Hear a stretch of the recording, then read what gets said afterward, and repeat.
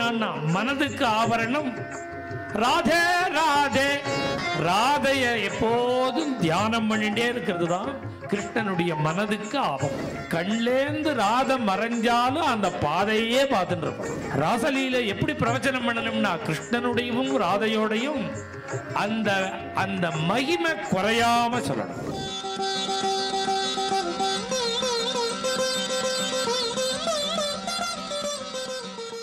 கிருஷ்ணன் என்ன பண்ணினான்னா மனதுக்கு ஆபரணம் ராதே ராதே தியாயன்னி த்வாம் அனிஷம் ஜபன்னபி தவைவ ஆலாப மந்த்ராவளிம்.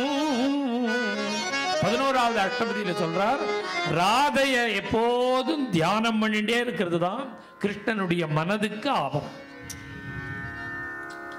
வாக்குக்கு ஆபரணம் என்னன்னா அனிஷம் ஜபன்னி ராதே ராதே இதி அனிஷம் ஜபன்னி எப்போதும் ராதே ராதேன்னு சொல்றதுதான் வாக்குக்கு ஆபரணமா கிருஷ்ணனுக்கு.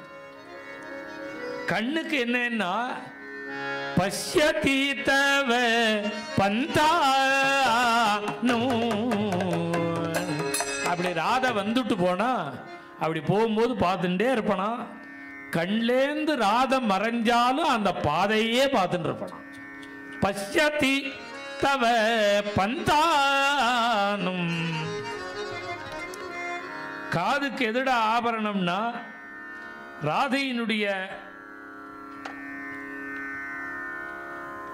குணங்களை சொல்றதுதான் காது கேட்கறது தான் கிருஷ்ணனுடைய காதுக்கு ஆபரணம்னு.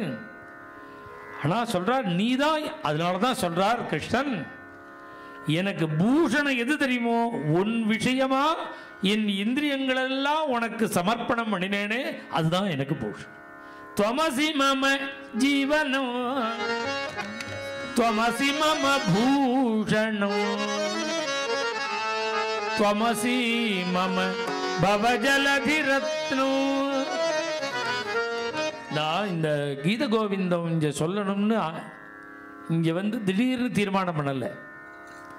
நான் கோவிந்தபுரத்திலேருந்து கிளம்பும் பொழுது பம்பாயில் 19வது அஷ்டபதி தான் கதை சொல்லணும்னு தீர்மானம் பண்ணிவிட்டேன். பண்ணி தான் கிளம்பி வந்தேன். இது என்னன்னா இது ரொம்ப கொஞ்சம் மைனூட்டா பார்க்க வேண்டிய கதை. ரொம்ப ரசமான கதை, ஜாக்கிரதையா சொல்ல வேண்டிய கதை. கொஞ்சம் இறங்கினா கூட கேலியா போயிடும். இந்த ரசம் பிரேம ரசம் புரியாட்டா கேலியா போயிடும்.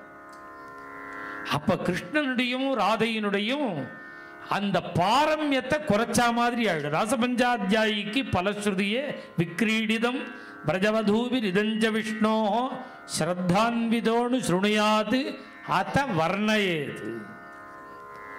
ராசலீல எப்படி பிரவச்சனம் பண்ணணும்னா கிருஷ்ணனுடையும் ராதையோடையும் அந்த அந்த மகிமை குறையாம சொல்லணும்.